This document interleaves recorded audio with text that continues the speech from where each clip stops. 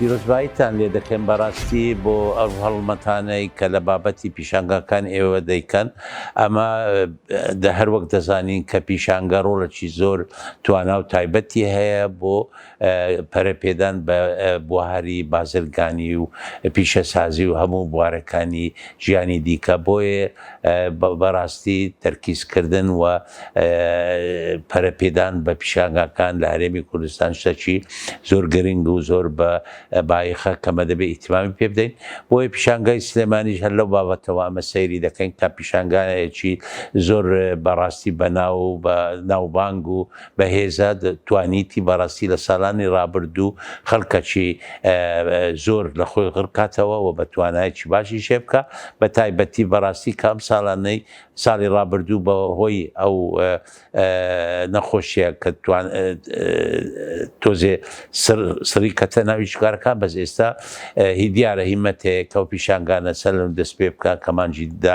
داهاتوو پیشانگای پیشەسازی دەکرێت ئەوە شتێکی زۆر گرنگ و بەهێزە هیوای سەرکەوتنیان بۆ دەخوازیین هیوادارین کەوا ببیتە مایەی پەرەپێدان بە پیشەسازی و بەکردەکانی ئابووری دیکەوەچی کشت و کاڵ و گەشت و گوزار و خزمەت گوزاری و ئیتر هەموو گەشتەکان هیوادارین کەوا سەرکەوتوو لە ئیشکارەکەتان لە داهاتوودا ئەمە بە هەموو توانامانکەیەکی ژوورەکانی بازرگانی هەرێمی کوردستان پاڵپشتی ئەم پیشانگایە دەکەن و پاڵپشتی ژووری بازرگانی پیشەسازی سلێمانی دەکەین بۆ ئەم بەستە و بەرهەم هاانیان دەدەین کەوا بتوانن بەردەوام لە ئیشەکانیان و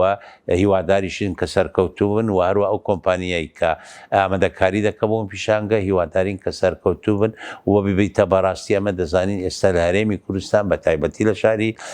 سلێمانی خۆشەویست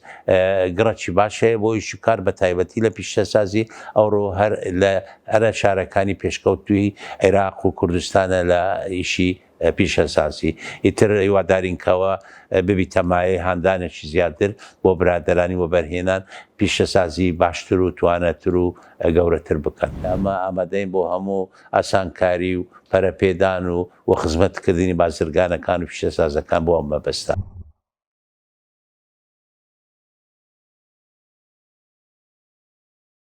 ئەمە هیوادارین کە بتانین ئەو کات ئامادەبین لەو دیدارە بەڕاستی ئەو دیدارە زۆر دیدارەشی گرینگە و زۆر بابەتێکی